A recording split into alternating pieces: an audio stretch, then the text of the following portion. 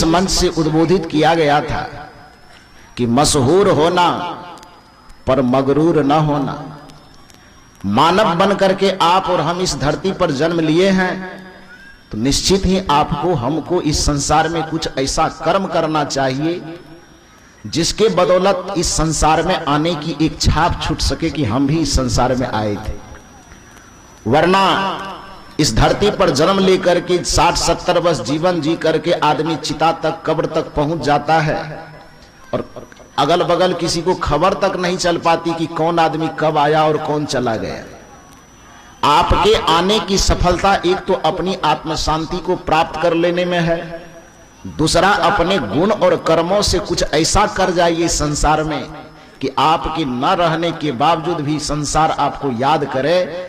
इसलिए प्रत्येक व्यक्ति को जीवन में कुछ न कुछ ऐसा कार्य, ऐसा कर्म करना चाहिए कि उसके आने की पहचान इस दुनिया में गूंज सके। इसलिए कबीर साहब ने कहा था कि आया कबीरा जब हम पैदा हुए जग हंसे हम रोए, लेकिन ऐसी करनी कर चलो कि हम हंसे जग रोए। यह हमारे जीवन की सफलता है। इसलिए प्रत्येक व्यक्ति को कुछ ऐसा काम करना चाहिए कि उसका नाम इस दुनिया में हो सके, उसकी प्रतिष्ठा, उसकी पहचान हो सके। इसलिए विचारक कहते हैं कि मशहूर होना ये प्रत्येक आदमी का दायित्व है कि अपने आप को थोड़ा यशस्वी बना दे। मशहूर होना, लेकिन इतना ध्यान रहे कि मगरूर ना होना। धनवान होना अच्छी बात है, लेकिन धन का अभिमानी होना अच्छी बात नहीं है। पद आपके पास हो, आप योग्यता साबित करके दुनिया में बहुत बड़ा पद पर पहुंचिए। पद व्यक्ति को नहीं डुबाता है, लेकिन कदाचित पद पर पहुंच करके उस पद का अभिमान आपके माथे पर चला गया तो फिर वह पद आपको नरक में लेकर के चला जाएगा। इसलिए पदवान होना चाहिए, पद का अभिमानी नहीं होना चाहिए। रूप आपके पास हो लेकिन रूप का अभिमान नहीं हो, शिक्षा आपके पास हो लेकिन शिक्षा का अभिमान नहीं हो, कला आपके पास हो लेकिन कला का अभिमान नहीं हो। जीवन में जो कुछ भी आपके परिश्रम से अर्जित होता है, उस परिश्रम से अर्जित होने वाली संपदाएं आपको नरक में नहीं डुबाती, बल्कि उस विभूति को प्राप्त करके जब उसका अभिमान आपके माथे पर आ जाता है, फिर वह अभिमान आपको कहीं का नहीं छोड़ता है, चाहे वह किसी चीज का अभिमान हो। इसलिए विचारक कहते कि मशहूर होना, ये मशहूर होना आपको नहीं डुबाएगा। डुबाएगा कौन? मगरूर होना डुबाएगा। तो मशहूर होना पर मगरूर ना होना, दौलत के नशे में कभी चूर ना होना। मशहूर होना, मगरूर ना होना, दौलत के नशे में कभी चूर ना होना। जीवन में चाहते हो सदैव सफलता और शांति, तो संतों के चरण से कभी दूर ना होना, संतों के चरण से कभी दूर ना होना। जीवन के किसी भी विधा में, चाहे आप राजनीतिक यात्रा से जुड़े हुए हों, चाहे सामाजिक यात्रा से जुड़े हुए हों, चाहे भौतिक दुनिया के और किसी हिस्से से आपका जीवन जुड़ा हुआ हो, जीवन के किसी भी दिशा में, किसी भी मार्ग में, किसी भी यात्रा में आप सफलता चाहते हैं, उस सफलता के आधार में, उस यात्रा के आधार में आप संत की संगति का चयन कर लीजिए। क्योंकि संत की संगति जब आपको मिलेगी तभी आपके जीवन में निर्भयता आएगी। जो निर्भयता आज हमारे आदरणीय सचिव साहब बोल रहे हैं कि कबीर साहब कैसा थे कि आज से 600 वर्ष पहले जितना निर्भय हो सके, आज के इस लोकतांत्रिक व्यवस्था में हम उस निर्भयता की हिम्मत नहीं जुटा पा रहे। क्यों नहीं कर पा रहे? उनका सवाल वाजिब है और उनके सवाल का जवाब मैं प्रवचन के क्रम में दूंगा आपको। उनका सवाल है कि क्यों नहीं होता है, उसका जवाब मैं दूंगा, थोड़ा इंतजार कर लीजिए। क्यों नहीं होता है? पहली बात तो आदमी के अंदर निर्भयता तब आती है या तो उसमें खुद संतत्व आ जाए अथवा किसी सच्चे संत की शरणागति हो जाए। जब तक सच्चे संत की शरणागति नहीं होगी तब तक मन में निडरता आ ही नहीं सकती, निर्भयता नहीं आएगी। चाहे आप सत्संग करते रहिए, चाहे आप माला जपते रहिए, चाहे आप मंदिर जाते रहिए, चाहे किसी भगवान का भजन कीर्तन करते रहिए, जब तक सच्चे संत की शरणागति नहीं होगी तब तक आपके जीवन से व्यवहार और परमार्थ के क्षेत्र में किसी भी प्रकार का डर है तो वो डर खत्म नहीं होगा। कैसे नहीं खत्म होगा? एक रामचरितमानस एक उदाहरण मैं आपको देता हूं कि कुछ लोग कहते हैं कि भगवान की भक्ति कर लेंगे तो सब भूत प्रेत का डर खत्म होगा, जन्म मरण का डर खत्म होगा, भवसागर का डर खत्म होगा। कोई डर खत्म नहीं होगा। जब तक संत की शरणागति नहीं होगी, मंदिर आपके जीवन से भय का समापन नहीं कर सकता है। कोई नाम, कोई मंत्र, कोई माला, कोई तीर्थ, कोई व्रत आपके जीवन से भय को खत्म नहीं कर सकता। आप भय मुक्त नहीं हो पाएंगे, सदैव डरे रहेंगे, भय कंपित रहेंगे। लेकिन जब संत आएंगे आपके जीवन में, गुरु आएंगे अपने आपके जीवन में, और अपने संतत्व की चेतना से, गुरुत्व की चेतना से आपकी सोई हुई चेतना को जब जगा देंगे तो फिर आपके अंदर से डर खत्म हो जाएगा। तब आप सच को सच कह सकेंगे, तब आप न्याय और अन्याय में भेद कर सकेंगे। अन्यथा आंख तो आपकी रहेगी, लेकिन आंख रहते हुए भी आप अंधे रहेंगे। आंख से दिखाई देगा, फिर भी आपके आंख से आपको दिखाई देगा, लेकिन आपके विचार पर आपको दिखाई नहीं देगा, जिसके कारण से आंख रहते हुए। कबीर साहब ने आपको अंधा कहा है कि नहीं कहा है? पूरे दुनिया के लोगों को कबीर साहब ने अंधा कहा तो इसी वजह से कि आंख से तो वह देख रहा है, लेकिन फिर भी विवेक से वह नहीं देख पा रहा है। कबीर साहब की वह साखी याद कीजिए कि कहीं कबीर कासों कहो सकलो जग अंधा, सांचा से भागा फिरे झूठे का बंदा। कबीर साहब कहते हैं कि मैं बिना आंख वाले को ही केवल अंधा नहीं कहता हूं, जो सत्य से भागता फिरता हो, जो सत्य को देखते हुए भी सत्य नहीं कहता हो, जो अन्याय को देखते हुए भी अन्याय का प्रतिकार नहीं करता हो, जो अंधविश्वास को समझ करके भी उस अंधविश्वास का खंडन नहीं करता हो। कबीर साहब कहते हैं मेरी दृष्टि में वो सारे के सारे लोग अंधे हैं, और ये पूरा संसार उस अंधेपन में खोया हुआ है। और इस बात से आपको कबीर साहब पर आपत्ति नहीं होनी चाहिए। यही आपत्ति महाभारत काल में द्रौपदी ने भी उठाई थी। द्रौपदी से कहा गया, चूंकि वह कृष्ण, उस द्रौपदी कृष्ण को अपना भाई भी मानती थी। तो मैं निवेदन कर रहा था कि जो बात कबीर साहब ने इस दुनिया के सामने पुकार करके आज से 600 वर्ष पहले कहा कि कहें कबीर कासों कहो सकलो जग अंधा, तो कुछ बुद्धिजीवी लोगों को इस बात से आपत्ति हुई कि कबीर अपने आप में बहुत घमंडी है, केवल स्वयं को ही वह आंख वाला बताता है और पूरे दुनिया को वह अंधा कह रहा है, वो कितना घमंडी होगा। मैंने सुबह के सत्र में भी कहा था कि सदगुरु कबीर साहब का चिंतन और दर्शन ऐसा है कि जिसको समझने के लिए आपको साहित्यिक होना पड़ेगा, जिसको समझने के लिए आपको भाषा विज्ञान की जानकारी होनी चाहिए, जिसको समझने के लिए व्याकरण की जानकारी आपको चाहिए। बिना व्याकरण को जाने, बिना साहित्य को जाने, बिना संवेदना को समझे कबीर साहब की बात को समझने की आप में हिम्मत नहीं हो सकती है। इसलिए कबीर साहब की वाणी को समझने के लिए आपको कबीर के जैसा जीवन जीने वाले संतों के शरण में आकर के तब उनके वाणी को आप समझने का प्रयास करें, उस पर टिक्का टिप्पणी करने का प्रयास करें। बुद्धिजीवी वर्ग के लोगों ने आपत्ति जताई कि कबीर साहब ये घमंड में ये बात कह रहे हैं कि सकलो जग अंधा, पूरे दुनिया को अंधा कह दिया। ये तो एक प्रकार की गाली हो गई कि सब अंधा कैसे है, पूरे दुनिया में कबीरेट आंख वाला हो गया। अरे भाई, अंधा केवल आंख न होने वाले को ही अंधा नहीं कहा जाता है। और इस चीज का प्रमाण आप महाभारत में जानते हैं कि द्रौपदी का जिस समय चीरहरण हो रहा था, बड़ी अस्त व्यस्त अवस्था में कृष्ण जी के द्वारा उसको प्रतिष्ठा उसकी बचाई गई। द्रौपदी एक कोने में जाकर के रो रही है। कृष्ण को अपना वो भाई भी मानती थी, सखा भी मानते थे, गुरु भी मानते थे, भगवत स्वरूप भी मानते थे।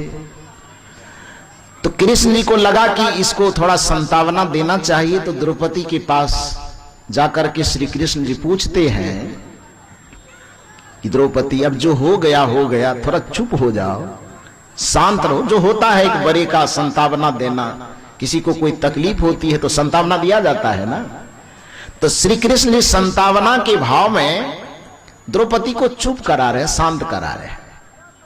लेकिन द्रौपदी भी, अब किसी को स्नेह देने वाला होता है तो वो उसको थोड़ा रूठने में भी आनंद आता है, तो मुंह लटका करके उधर घूम गई। क्योंकि आपको जब मनाने वाला होता है तो आपको रूठने में भी एक अलग आनंद आता है ना। हम लोग अपने बचपन का समय जब याद करते हैं तो कभी कभी कहते हैं कि बचपन में जब बुखार भी लगता था तो माँ दादा दादी पास में बैठे रहते थे, एकदम क्या खाओगे, नमकीन खाओगे कि भूजा खाओगे कि ये खाओगे, कचौड़ी खाओगे कि पकौड़ी खाओगे, इतना पूछता था, इतना आदर होता था कि हनुमान जी को प्रसाद चढ़ाते थे कि साल में एक आध बार बुखार लग जाए तो बड़ा अच्छा हो। सब आकर के माथा हंसतेगा, कोई तेल लगाएगा, कोई पूछेगा। तो बुखार लगना भी आदमी को प्रिय लगता है। क्यों? क्योंकि स्नेह मिलता है, अपनापन मिलता है। तो ये नियम यह होता है कि जब कोई मनाने वाला हमें पास में हो, संतावना देने वाला हो, हंसाने वाला हो, तो उसके सामने थोड़ा मुंह लटकाना भी थोड़ा अच्छा लगता है ना। इधर वाले पार्टी तो मुंह लटकाने में थोड़ा ज्यादा आगे है।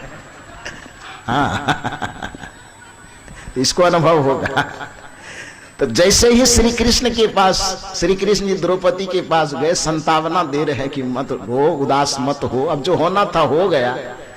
तो द्रौपदी थोड़ा और मुंह लटका लेती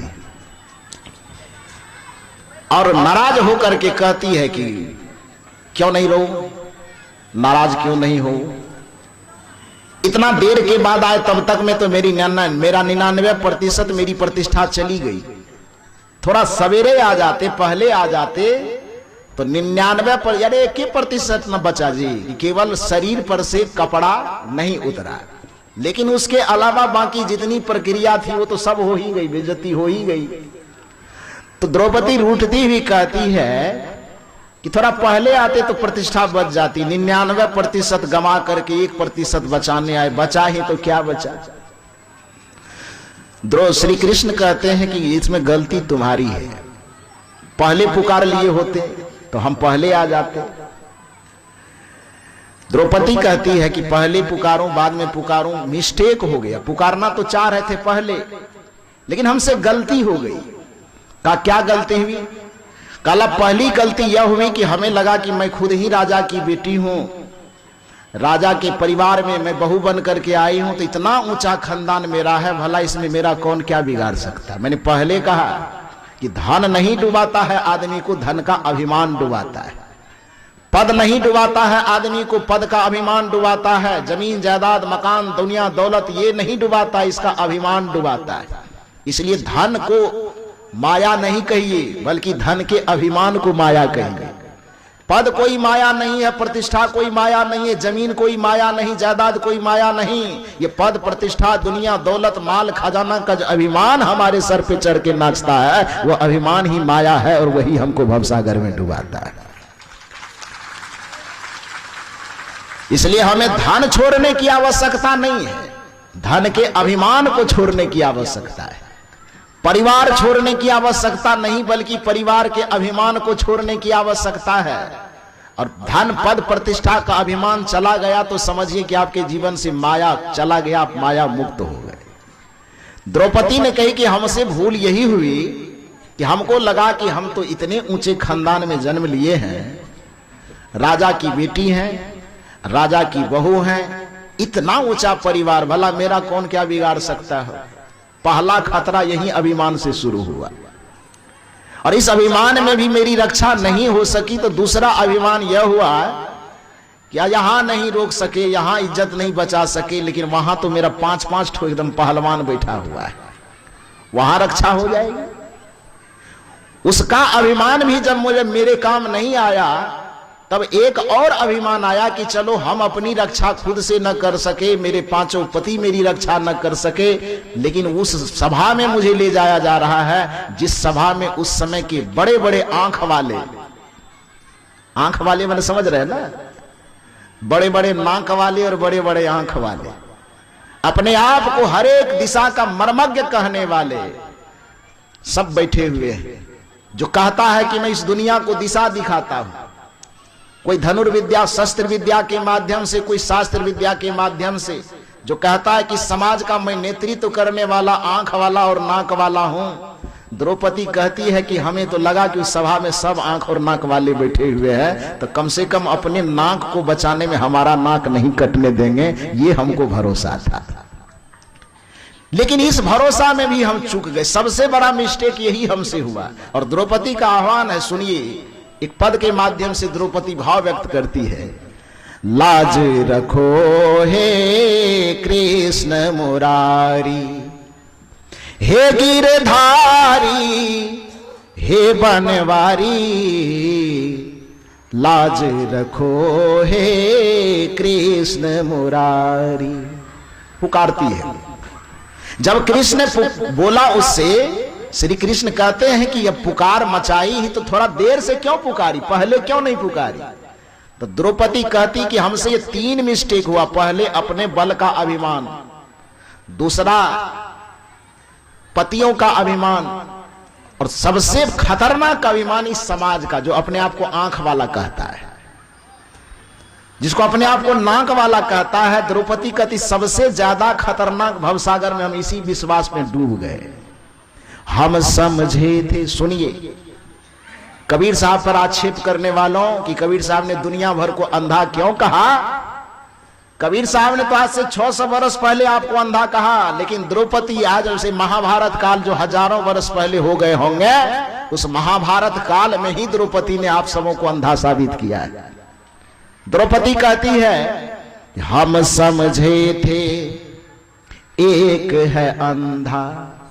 ये पूरी सभा में भीष्म पितामह, द्रोणाचार्य, कृपाचार्य, पता नहीं कौन कौन आचार्य बैठे हुए हैं, उस सब आंख वाले हैं। मैं तो यही समझी थी। इस पूरी सभा में एक अंधा जो सूरदास जी बैठे हुए हैं, नाम क्या है उनका? धृतराष्ट्र। द्रौपदी कहती है कि यही मैं मात खा गई।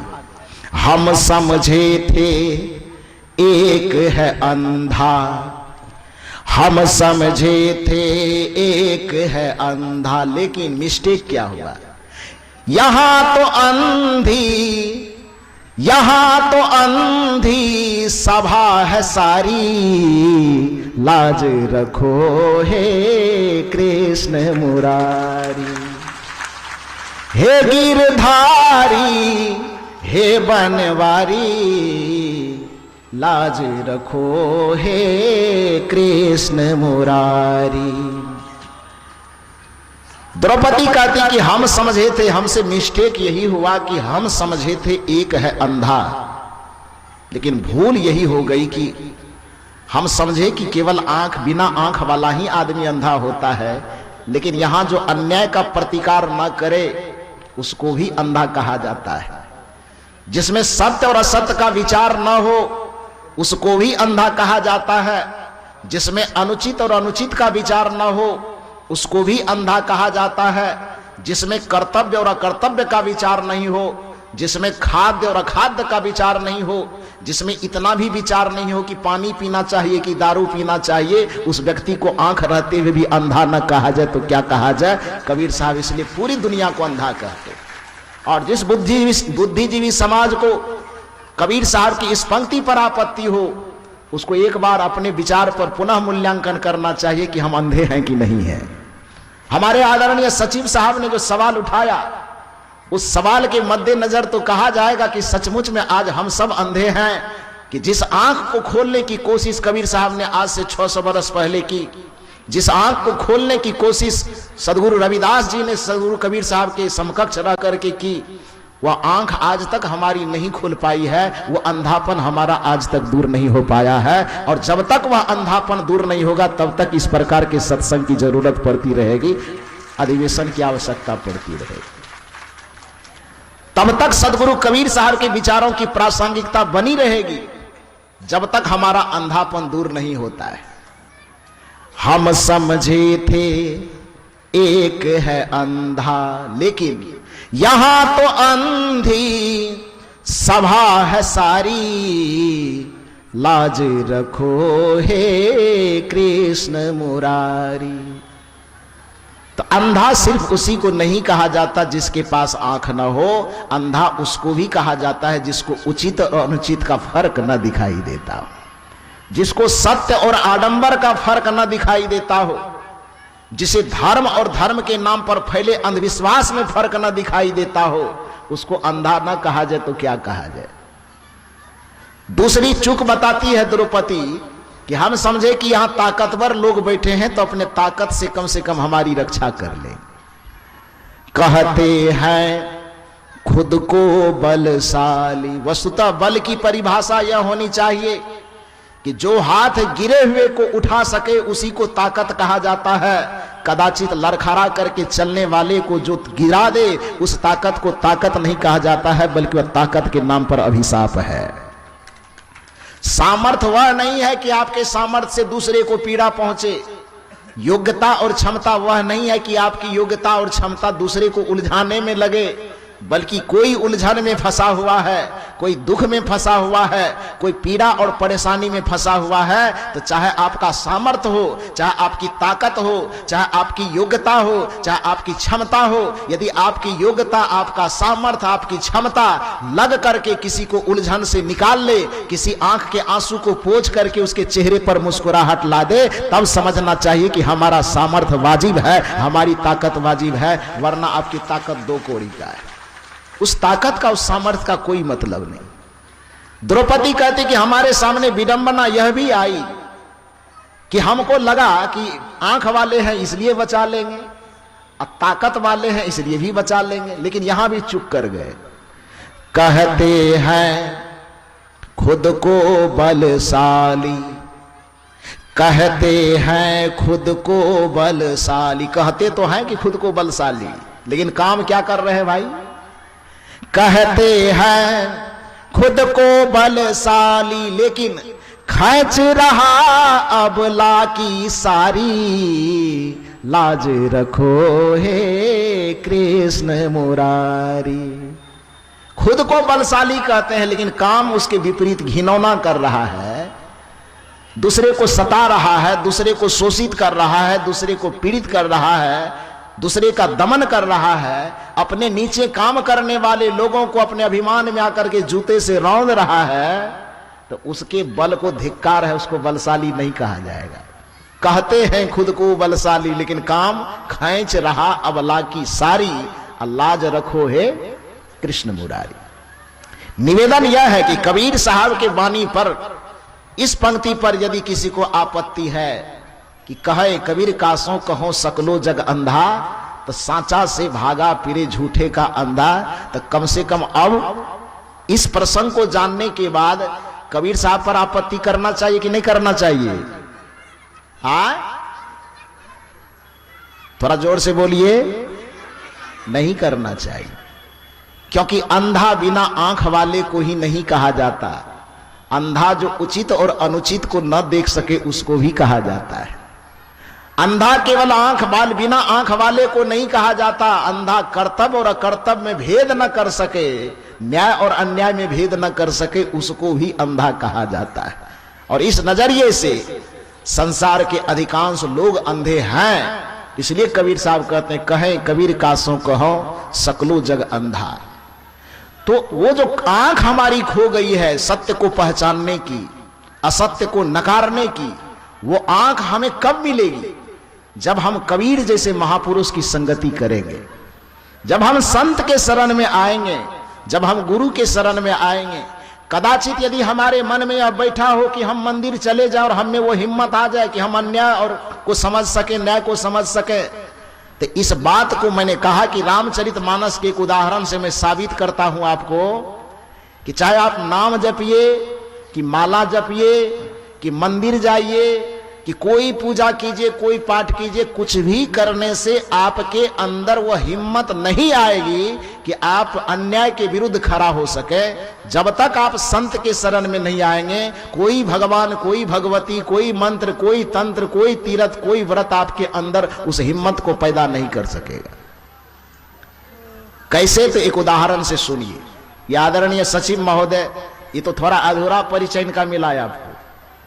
ये बिहार सरकार निर्वाचन आयोग के सचिव के पद पर थे, है नहीं, अभी वर्तमान में जज की भूमिका में है। एक बार इनके लिए जोरदार ताली बजाकर इनका अभिनंदन कीजिए।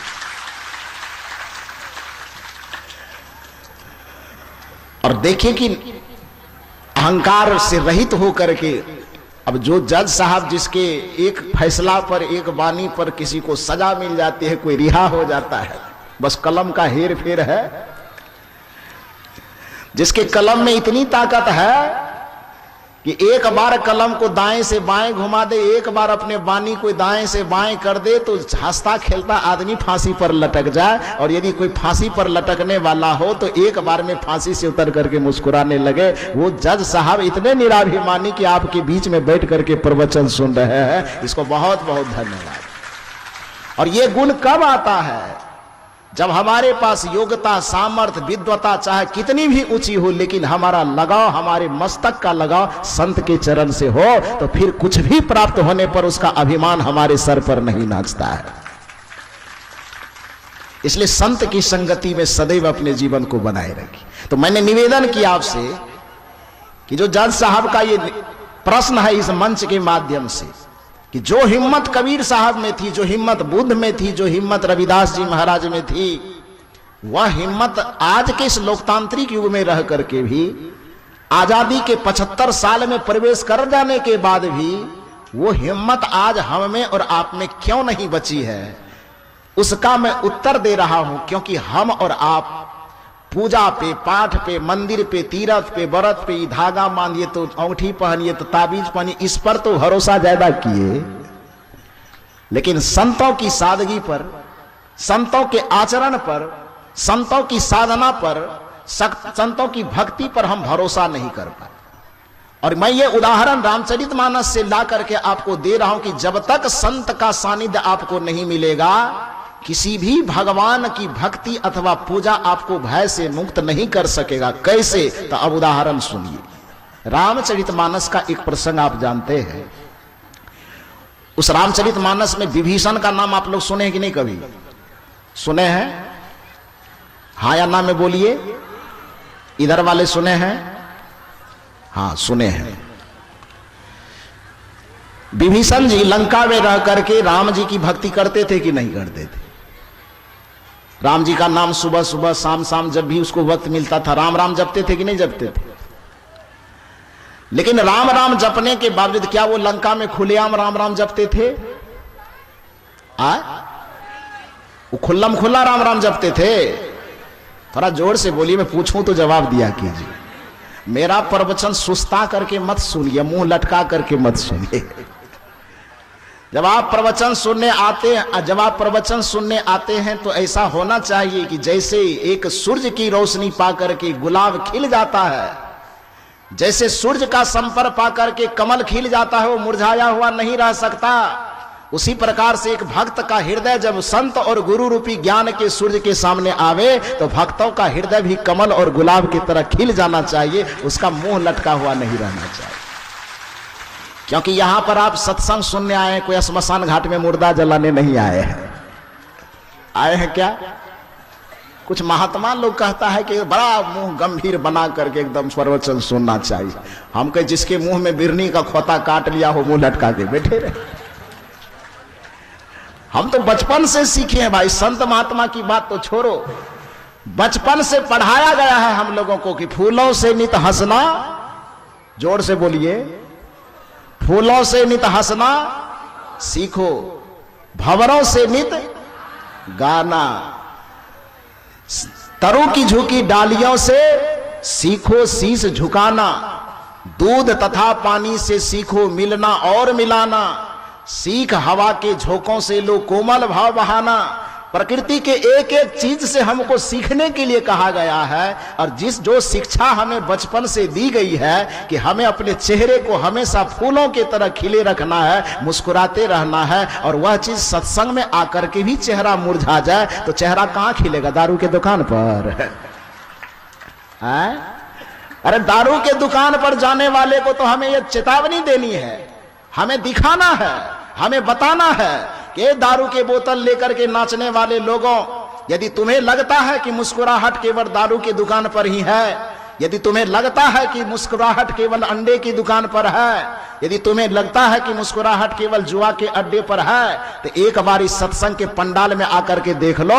वहां की मुस्कुराहट तो क्षणिक है, लेकिन सत्संग से जो मुस्कुराहट मिलती है वो मुस्कुराहट कभी नहीं दूर जाती, वो कोई छीन नहीं सकता है। और इसी पंडाल में आकर के हम एकदम ऐसा मुंह लटकाने लगे जैसे बिरहनी का खोता मुंह हो गया है, तो फिर तो बड़ा उल्टा चीज हो जाएगा ना। अब सूरज के सामने आवे और गुलाब खिले नहीं, तो इसका मतलब या तो गुलाब कागज वाला होगा या नहीं तो सूरज वेपर लाइट वाला होगा। दो में से एक कमी होगी कि नहीं होगी? ये दोनों ओरिजिनल है, सूरज भी ओरिजिनल हो और गुलाब और कमल भी ओरिजिनल हो, तो सूर्य के संपर्क में ओरिजिनल गुलाब ओरिजिनल सूर्य के संपर्क में आएगा तो मुरझाया हुआ रह सकेगा? नहीं न रहेगा। तो ये ओरिजिनल वाला लगता है कि नकली वाला? तो मुंह काहे लटका हुआ है? मुंह नहीं लटकना चाहिए, एकदम खिलखिला करके जवाब देते देते प्रवचन सुन।